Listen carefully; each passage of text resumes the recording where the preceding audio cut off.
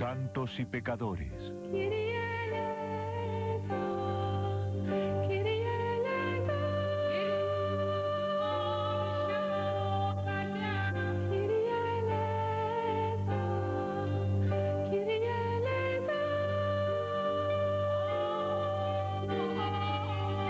Hoy presentamos Protesta y División.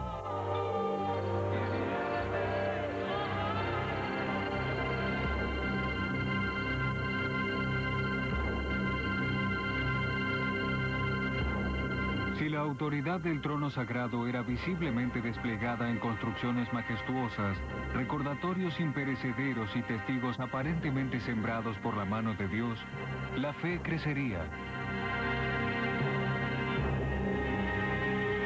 Esas fueron las últimas palabras del Papa Nicolás V, quien se lamentaba de la decadencia de Roma. Una serie de poblados moribundos, rodeados de pantanos impenetrables, desde los cuales se destacan los despojos del pasado pagano. Refugio de los indigentes y de los animales. En una generación, Roma cambiaría, como así también todo el cristianismo.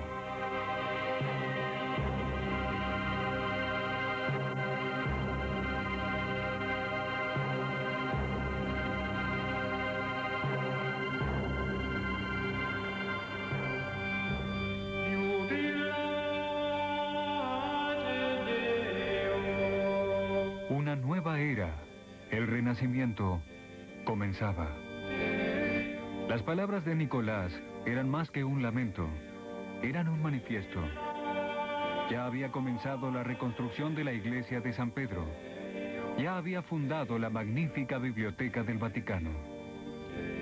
Otros la completarían. Pero en la grandeza hay otra visión. Evoca imágenes de un espectáculo decadente y rastrero. La Roma del Renacimiento es una ciudad de mujerzuelas caras, sobornos políticos, donde todo y todos tenían precio, donde nada ni nadie sería confiable. Los papas estaban a tono. Alejandro VI haciendo gala de su poder en el Vaticano, conspirando contra sus cardenales y favoreciendo a su familia. Su familiar Lucrecia, un simple peón en una serie de bodas arregladas. Su familiar César, el modelo para el príncipe de Maquiavelo, quien forjó un imperio personal más allá de las tierras de la iglesia.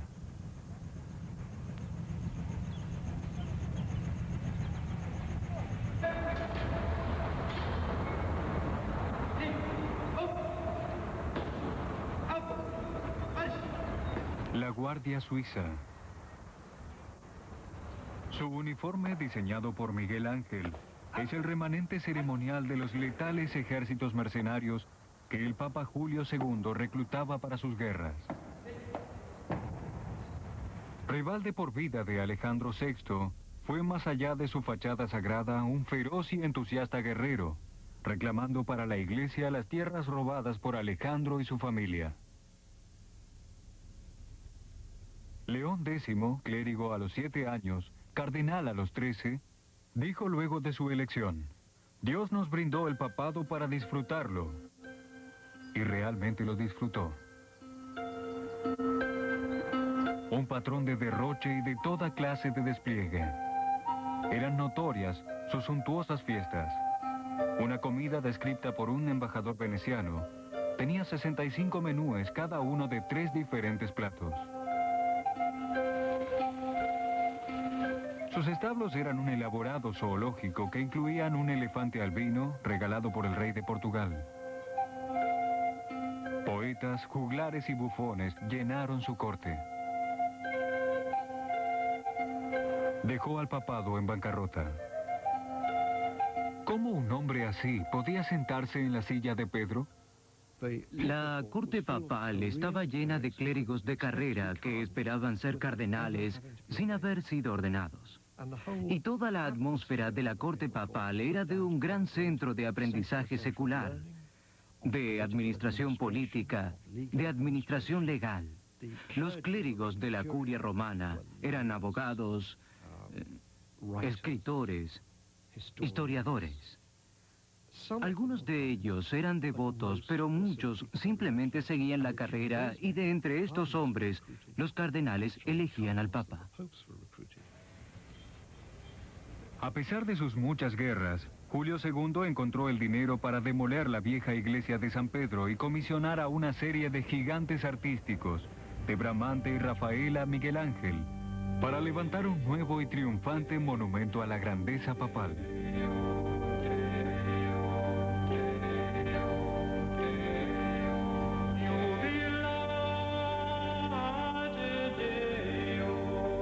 Esta fue la era del humanismo, un periodo de redescubrimiento del aprendizaje clásico, la floreciente actividad en pintura, escultura y arquitectura.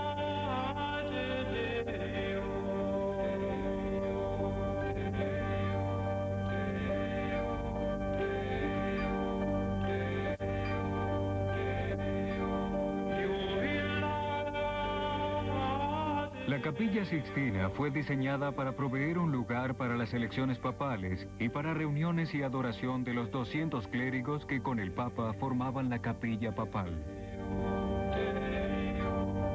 No es simplemente una representación piadosa lo que se pintó aquí.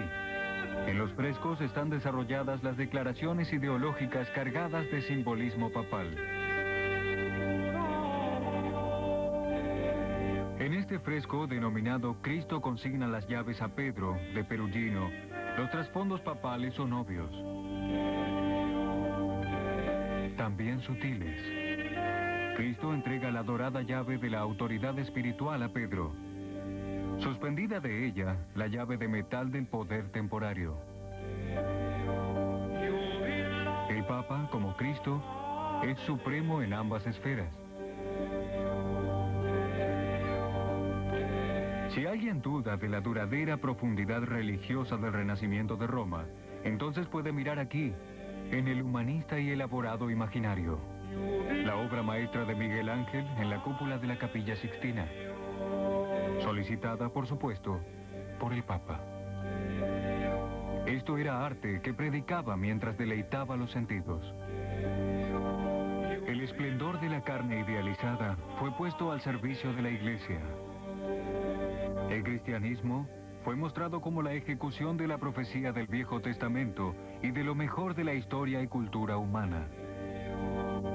Y en el corazón del cristianismo, para celebrar la grandeza del papado. Roma se convirtió en el centro artístico del mundo y también en el centro del aprendizaje. La Biblioteca del Vaticano, refundada por el Papa Nicolás V, fue la más grande en Europa. Aún lo es. Un repositorio invaluable de tradiciones cristianas y paganas. Nicolás fue determinante con sus palabras. Crear para la conveniencia común de los eruditos la biblioteca de todos los libros, en latín y en griego, digna de los papas y el trono apostólico.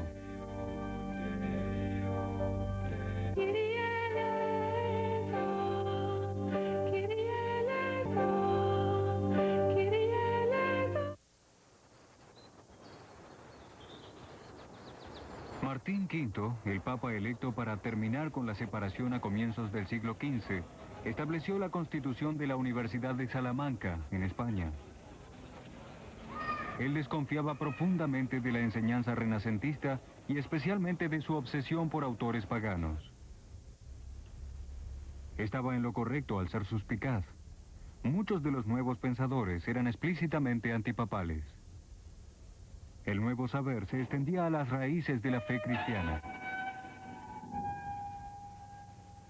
Entre los clásicos griegos redescubiertos estaban los antiguamente olvidados trabajos de los padres orientales de la Iglesia.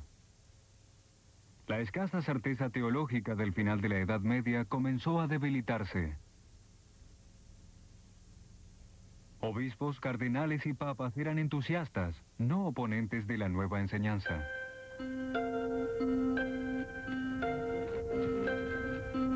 A finales del siglo XV, el invento de tipos de imprenta móviles significó la portabilidad de las ideas.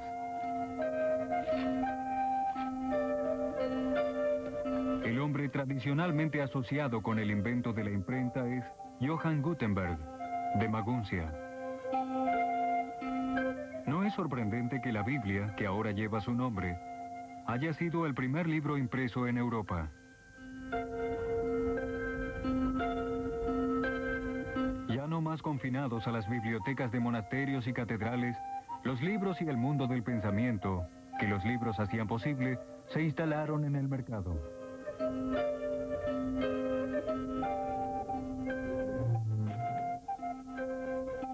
Nadie hizo más uso de la imprenta que el mayor sabio de la época, Desiderio Erasmo, hijo bastardo de un sacerdote criado en una escuela monástica. Maestro del latín y el griego, lanzó las primeras ediciones de muchos de los grandes escritores de la antigua iglesia.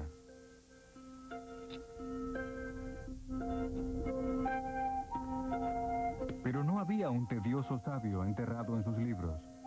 Él fue también el más ocurrente satírico de su época.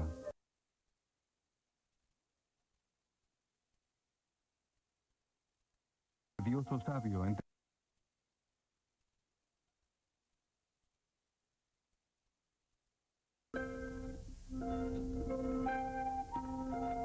Pero no había un tedioso sabio enterrado en sus libros. Él fue también el más ocurrente satírico de su época. En Elogio de la locura, él satirizó las supersticiones de la gente ignorante y la corrupción del clero.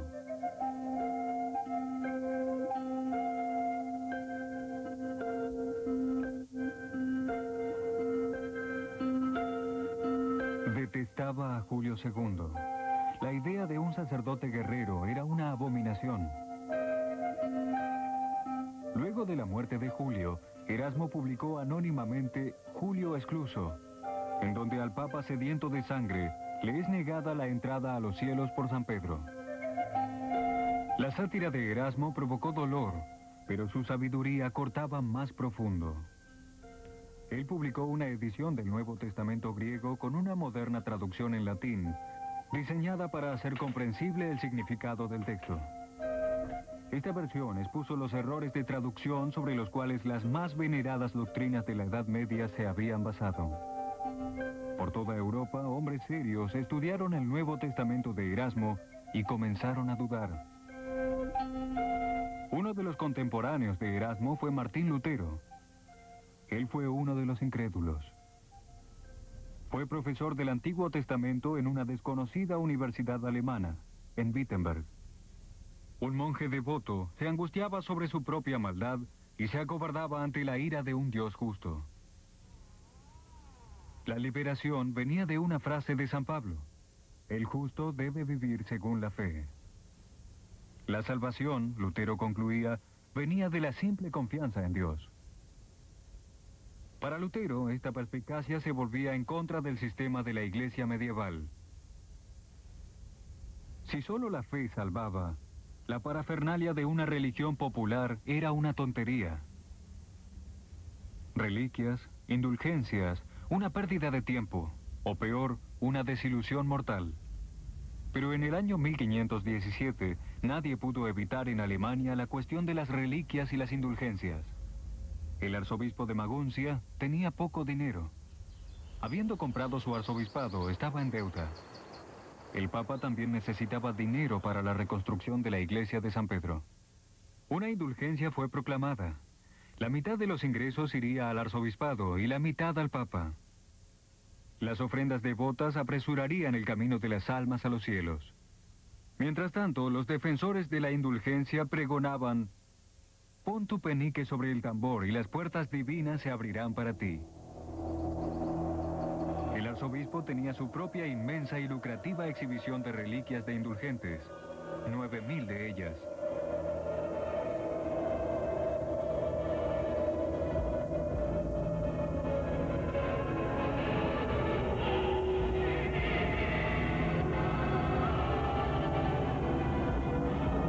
Los cuerpos de incontables santos, un hueso del patriarca Isaac, una jarra llena de maná, una rama del arbusto ardiente.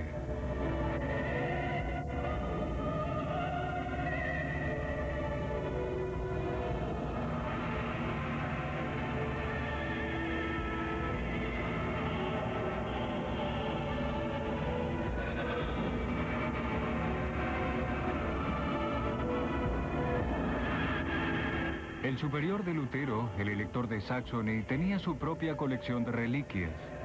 Prohibió la venta de los indulgentes de San Pedro más allá del río que limitaba su territorio. El ataque de Lutero sobre los indulgentes fue más que lealtad a su patrón. Para él, la indulgencia de San Pedro era una estafa y una blasfemia. Denunció que las indulgencias eran piadosos engaños. Diseñó sus objeciones bajo la forma de propuestas y las clavó en la puerta de la iglesia de Todos los Santos en Wittenberg. En pocos meses, las imprentas habían desperdigado su protesta a través de Alemania y más allá. En toda Alemania, hombres y mujeres acudían a su mensaje y la radical simplificación de la vida religiosa que traía consigo. León X trató de silenciar a Lutero a través de sus superiores religiosos, pero no intentó corregir los abusos que señalaba Lutero. En Roma nadie comprendió la seriedad de la situación. Panfletos y carteles, una sucesión de cruda pero efectiva propaganda antipapal, amplió el precipicio.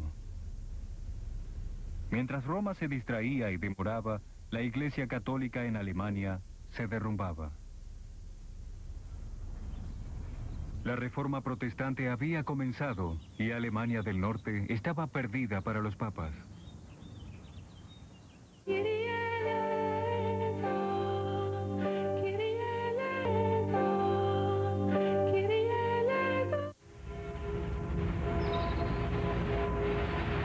El encanto de Lutero no era solo espiritual. Protestantismo significaba confiscar las propiedades de la Iglesia. Para los príncipes de Alemania, hambrientos de tierras, esto fue irresistible. Masivamente se sumaron a la causa de la reforma y se sirvieron de las riquezas de la Iglesia. Pero el emperador Carlos V era un católico devoto. Alemania terminó en una cruel guerra religiosa. El emperador regía en la mayor parte del norte de Italia con el espíritu de los emperadores medievales y dominaba allí a la Iglesia. Carlos fue el campeón del catolicismo, pero también se oponía al Papa. El Papa Clemente VII era miembro de la familia Medici, regidores hereditarios de Florencia. Como Papa y como florentino, se resistía a las políticas italianas de Carlos. En 1527, un ejército imperial marchó sobre Italia. Ninguna de las tropas fue pagada por meses y muchos de ellos eran luteranos furiosamente antipapales. En la primera semana de mayo, invadieron Roma. Los soldados irrumpieron en la ciudad, asesinando y violando.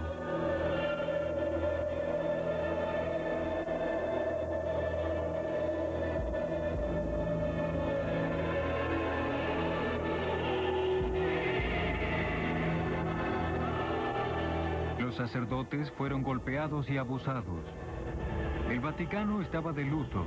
El nombre de Lutero fue garabateado sobre las pinturas de Rafael en los apartamentos privados del Papa. La biblioteca del Vaticano fue usada como establo.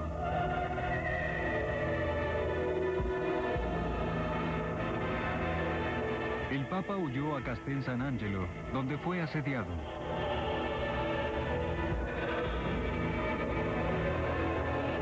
Las tropas alemanas se agruparon bajo su balcón, gritando y amenazándolo.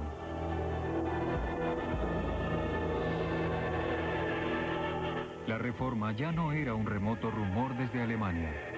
Había acechado al Vaticano con la fuerza de las botas. La burbuja dorada del Renacimiento estallaba. El juicio final de Miguel Ángel, pintado después del saqueo, contrasta oscuramente con la soleada opulencia de la cúpula que había pintado antes.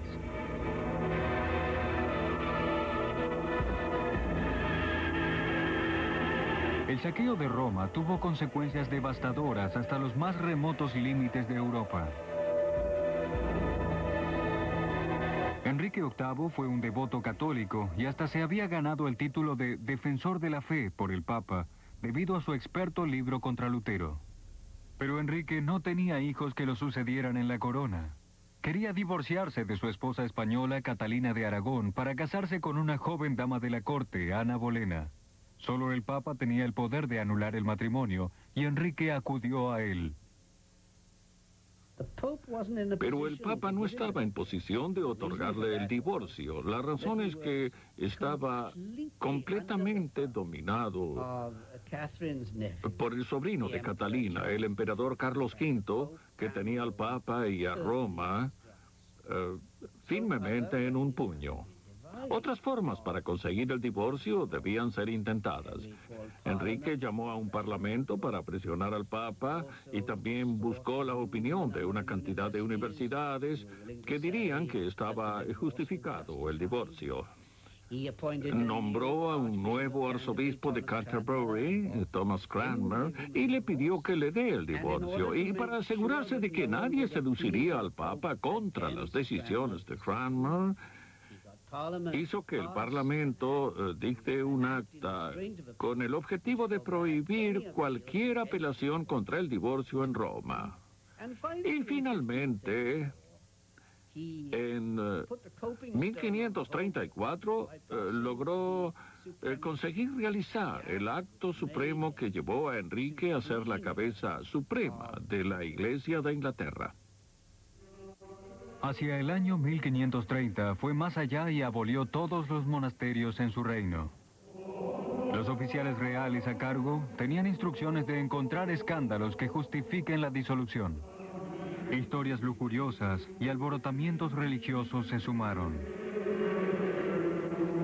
Aquí en la abadía de Tintern había solo 13 monjes. Era suficiente razón para cerrarla. Las tierras monásticas fueron confiscadas. Las construcciones fueron saqueadas. Lo mismo sucedió a lo largo de todo el país. El reino de Enrique estaba perdido para el papado. Mientras Europa se convertía más y más al protestantismo, nuevos mundos de oportunidades se abrían al catolicismo como compensación. Esta fue la era de los descubrimientos. Colón había llegado a América. Exploradores de las grandes naciones marítimas como España y Portugal empujaban los límites del mundo conocido. En estas nuevas tierras se encontraron antiguas civilizaciones. Civilizaciones cuyos templos, complejidad y sangrientas ceremonias eran testigos de una creencia en otros dioses y en el poder de lo sobrenatural. Para la Europa cristiana, los dioses de los aztecas se asemejaban a salvajes demonios. La gente que rendía culto a estos estaba allí para ser conquistada, convertida y luego saqueada. Lejos en Roma, el Papa Paulo III afirmó el derecho de los indios a la libertad y propiedad. La Iglesia forzó a los conquistadores a admitir que los indios eran seres humanos dignos y libres.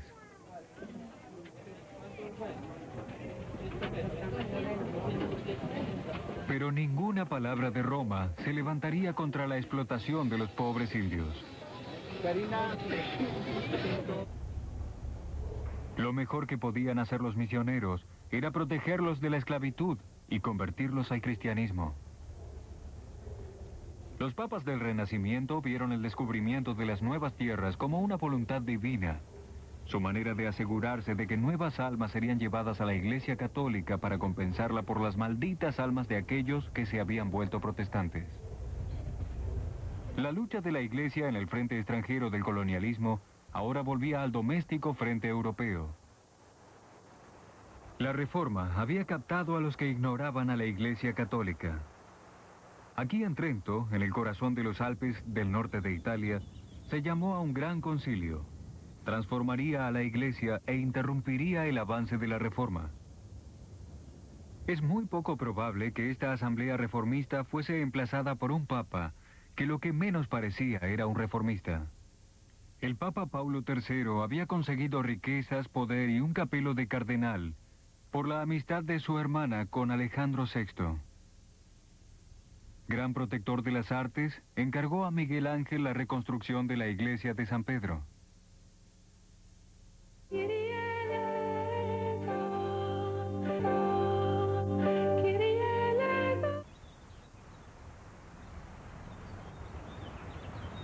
Trento fue elegida como sitio de compromiso, una ciudad imperial de cultura italiana, cercana a la Alemania protestante.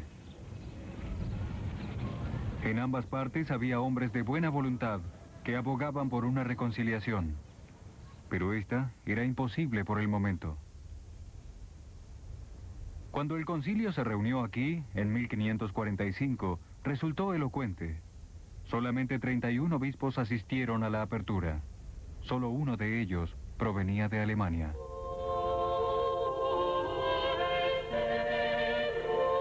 Pero a medida que cobró importancia, sus miembros aumentaron. Abordó los temas de la teología fundamental, dividiendo lo católico de lo protestante, clarificando, definiendo, condenando.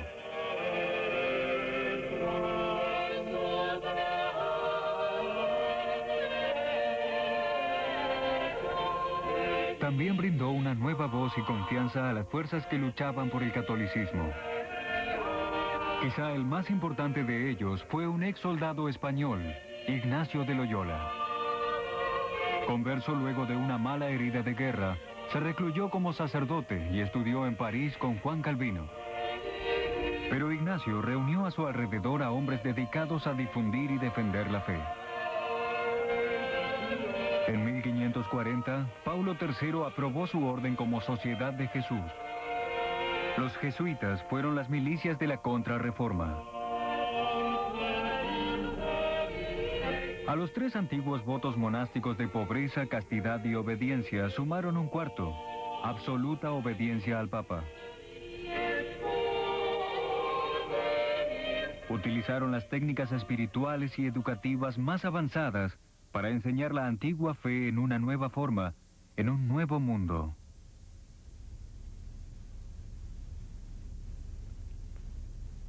Si Ignacio era un innovador, el Papa siguiente, Paulo IV, sostuvo una postura radicalmente diferente respecto de la Reforma.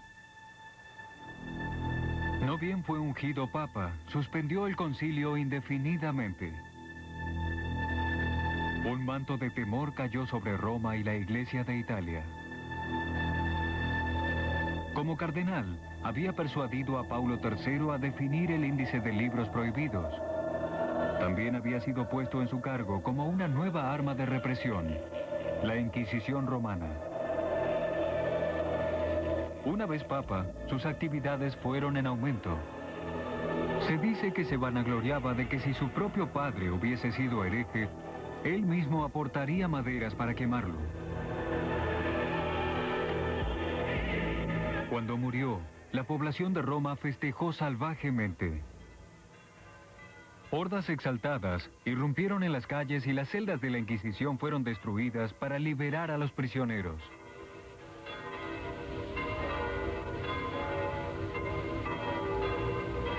La reconstrucción del catolicismo comenzó otra vez. El Concilio de Trento reanudó la sesión. En los últimos 10 años en Trento, la forma del nuevo catolicismo había sido aplastada. Colegios, llamados seminarios o semilleros, fueron instalados para entrenar nuevos sacerdotes. Obispos y sacerdotes desde ahora serían cultos, castos y residirían en sus parroquias y diócesis. El concilio fue un bosquejo. Los papas debían implementarlo, debían producir el nuevo libro de catecismo y misa que pedía el concilio.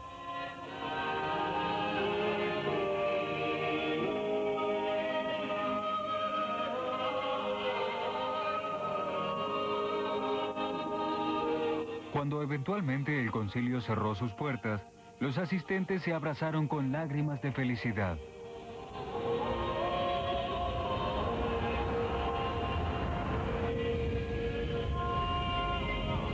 El catolicismo en la época de Trento sería sombrío y ficticio. Papas y obispos harían pintar hojas de parra sobre la desnudez desvergonzada del arte encomendado por sus antecesores renacentistas. Pero en sí, las reformas prácticas de Trento fueron audaces, positivas. El catolicismo de la Contrarreforma fue optimista y acertado. Cuando sus reformas surtieron efecto, el avance del protestantismo fue detenido para luego retroceder.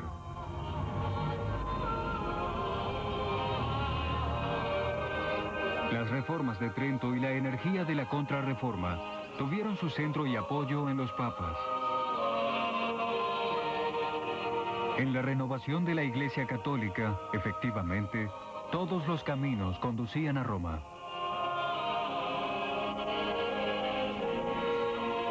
Sixto V fue papa por solo 5 años, pero aquellos años destilaban la esencia del catolicismo, luego de Trento. Estricto fraile franciscano, llenó las prisiones papales de prostitutas, proxenetas y ladrones para limpiar a Roma.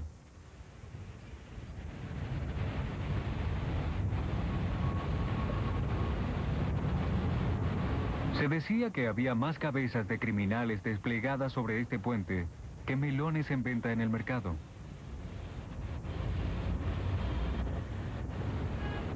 Pero junto a la represión había gran cantidad de principios.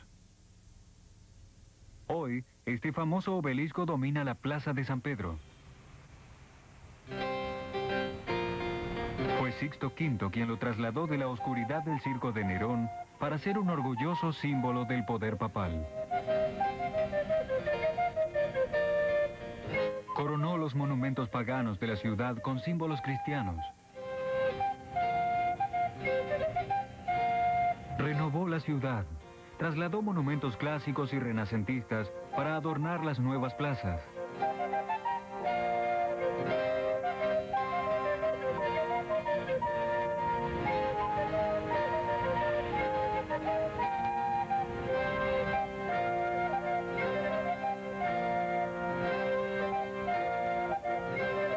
Todo esto fue algo más que simple embellecimiento. Roma, y con ella el papado y la iglesia, estaban renovando su juventud. Nuevos caminos se abrían paso a través del desorden de las calles medievales para converger en la Basílica de Santa María Maggiore. Aquí Sixto dispuso su tumba, en el corazón de la ciudad, así como el papado se encontraba en el corazón de la iglesia.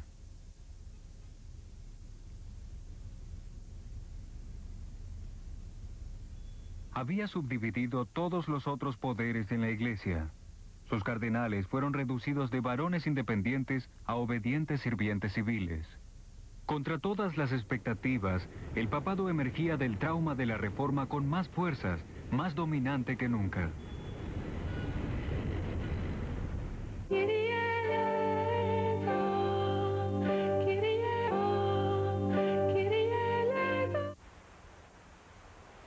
Al final del siglo XVI, la monarquía más importante y los católicos más poderosos del mundo vivieron aquí. El Palacio Monástico del Escorial, en España Central.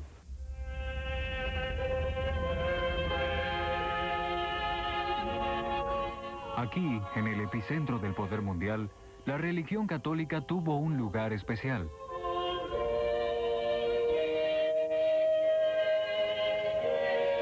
El rey Felipe II había heredado un vasto imperio, en España, Italia, Holanda y el Nuevo Mundo.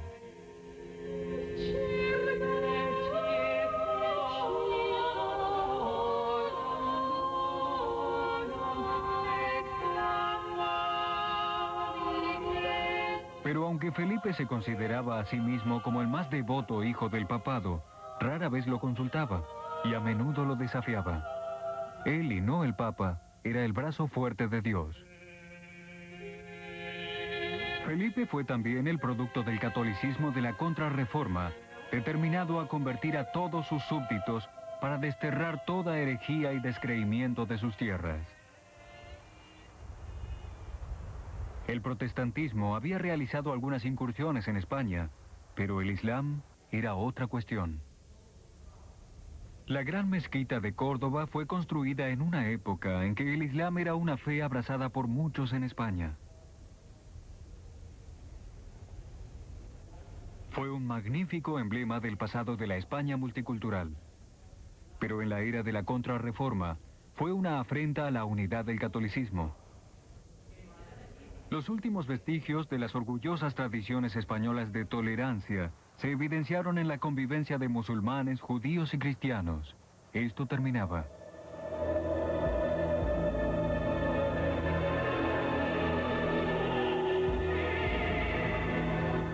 La Inquisición española, fundada por la corona y mucho más salvaje que su contraparte romana, se tornó en el símbolo de la España de Felipe, un duradero emblema de intolerancia y salvajismo, en el nombre de Dios y de la paz.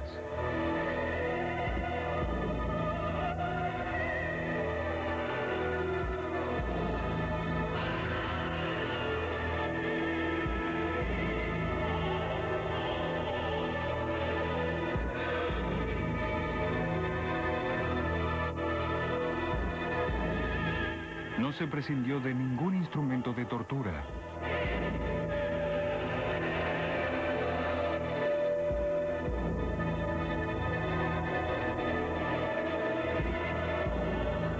Estos elementos sin duda exageran los horrores, pero la intolerancia en pos de la unidad de los católicos fue suficientemente real.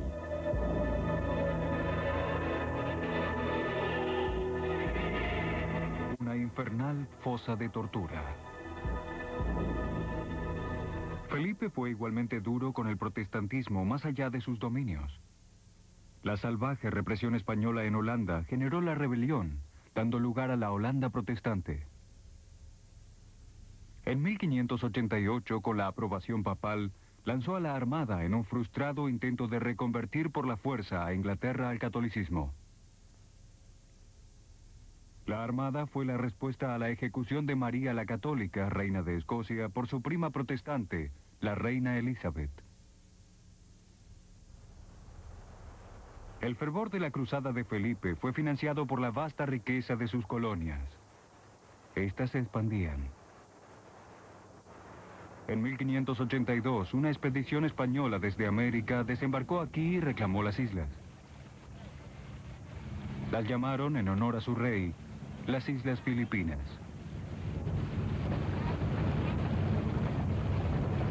Los conquistadores trajeron consigo el catolicismo de la Contrarreforma.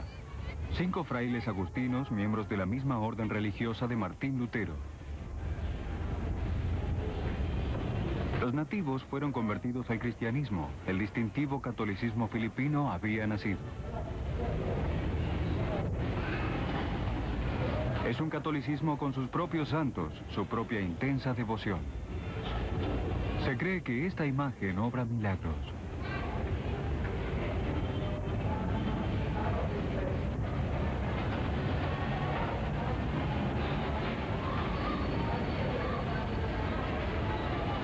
Los conquistadores tenían estricta orden de Felipe de no cometer injusticias contra la población nativa, de no utilizar la violencia.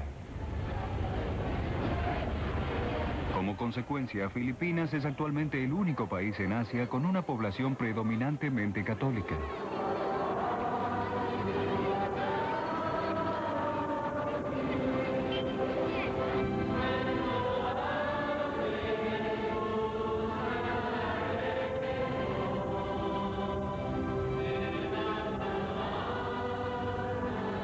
En este nuevo mundo, alejado de los antiguos temores y nuevas hostilidades de Europa, el catolicismo tuvo lugar a través de la asimilación y no de la represión. Una vez más, crecía.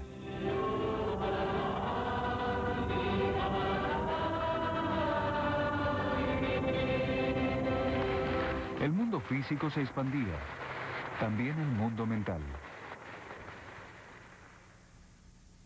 La creciente demanda de habilidades navales impulsó al estudio de las estrellas. Alguna vez se creyó que la Tierra era el centro del universo, pero la ciencia de la astronomía estaba cambiando todo esto. Los tratados de Nicolás Copérnico para demostrar que la Tierra se movía alrededor del Sol fueron dedicados al Papa Paulo III. Esto no perturbaba al papado.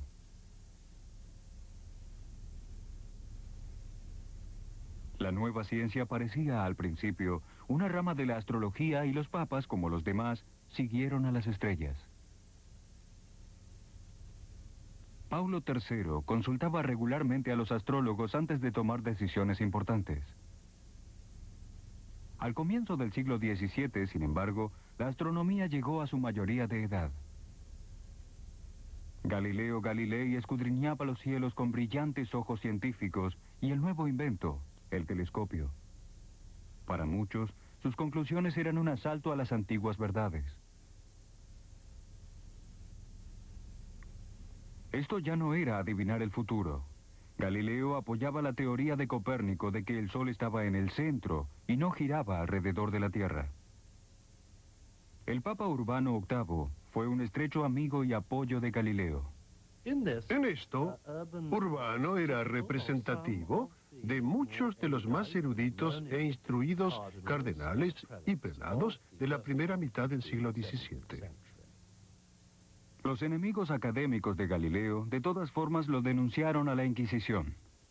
Pero protegido por el Papa, simplemente fue advertido de mantener sus teorías lejos de la teología. Se le otorgó un certificado por el cual trataría las teorías de Copérnico como tales y no como verdades establecidas. La importancia de este certificado reside en que en esa época y en ese momento no decía que Galileo fuera condenado.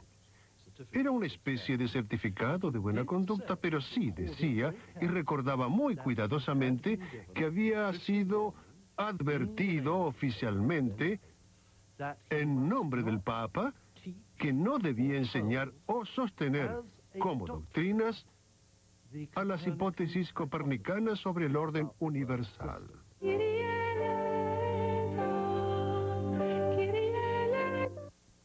Galileo continuó trabajando. Advertido pero sin desanimarse, siguió buscando en las estrellas para plantear brillantes teorías matemáticas, todo el tiempo apoyado por el Papa. Pero la oleada de críticas creció, especialmente desde la ultracatólica España, escandalizada por la tolerancia de Urbano. Entonces, en 1632, Galileo publicó abiertamente una serie de diálogos en defensa de las teorías de Copérnico. Su mundo científico y la autoridad eclesiástica del Papa llegarían a colisionar. Ahora, Urbano no podía rehusarse a actuar, ya que los términos de la denuncia española hablaban de poca firmeza contra la herejía. Y aquí se alegaba, estaba Galileo en formal ruptura de una clara regla papal sobre lo que podía y no podía decir o imprimir. Y así, a pesar del intento de Urbano de llevar el tema a ser investigado por una comisión especial, al final debió proteger su propio cargo y autoridad en el contexto del ataque español. Debió permitir que los ordinarios procedimientos de la Inquisición investiguen lo que Galileo supuestamente hacía mal, publicar ese libro. Ese fue el contexto en el cual aquella favorable relación entre el Papa y Galileo se quebró. Galileo fue condenado a prisión y se le ordenó retractarse. Su sentencia fue luego conmutada a arresto domiciliario, pero el incidente fue el símbolo del conflicto entre la libre investigación y la rígida autoridad papal. La condena de Galileo demostró las limitaciones del catolicismo barroco. El apoyo de Urbano a las artes desplegó su esplendor y extravagancia. Derrochó dinero en trabajos que proclamarían la grandeza de los sucesores de San Pedro. Comisionó al más grande escultor de la época, Bernini, a construir este inmenso baldaquín sobre las tumbas de los apóstoles.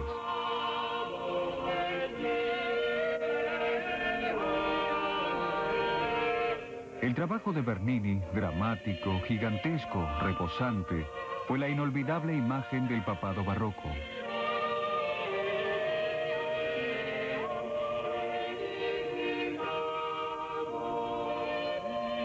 Pero la glorificación de Bernini del trono de Pedro era hueca. En esta era de emergentes naciones, la supremacía papal que representaba estaba desgastándose.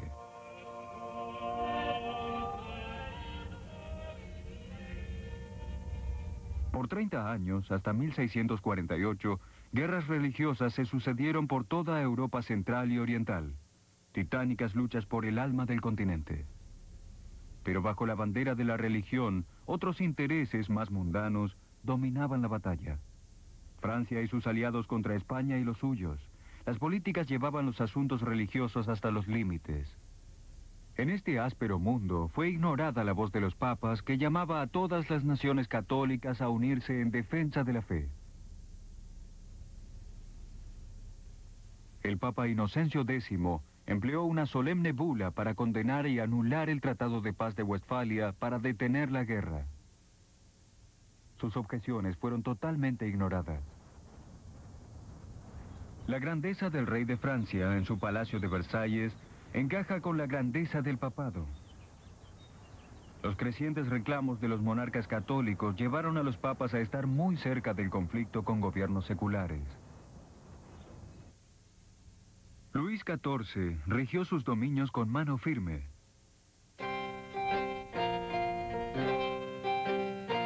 Rigió la Iglesia de Francia con no menos firmeza, nombrando a sus obispos, rebajando sus rentas, restringiendo su contacto con el Papa.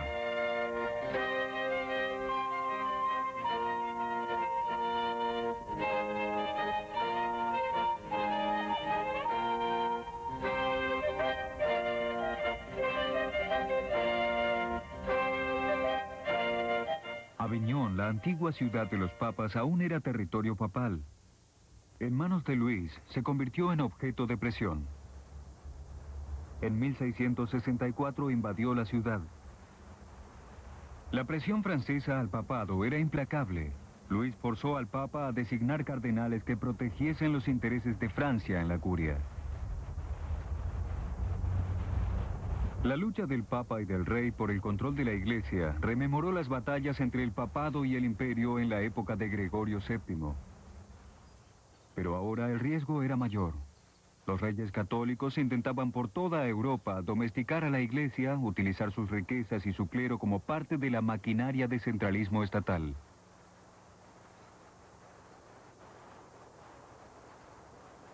En esa lucha, el papado, trascendiendo intereses nacionales, era un estorbo, un fastidio.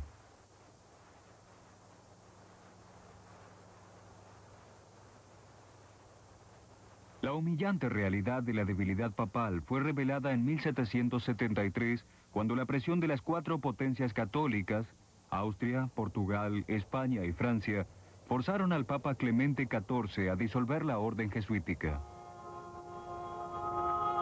Las mejoras misioneras de los jesuitas fueron legendarias. Desde las Filipinas hasta México, llevaron el mensaje cristiano actuando también como la voz de los oprimidos pueblos nativos. En la época de la monarquía absoluta, esa voz debía ser silenciada, sea cual fuere su proeza misionera. Nadie debía interponerse entre la monarquía y sus súbditos. La destrucción de los jesuitas por parte del mismo papa que habían jurado obedecer era la prueba más contundente de la contradicción que yacía en el corazón del catolicismo barroco.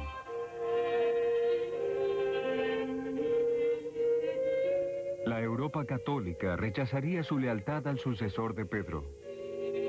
Pero los reyes de la Europa católica ya habían extinguido su poder.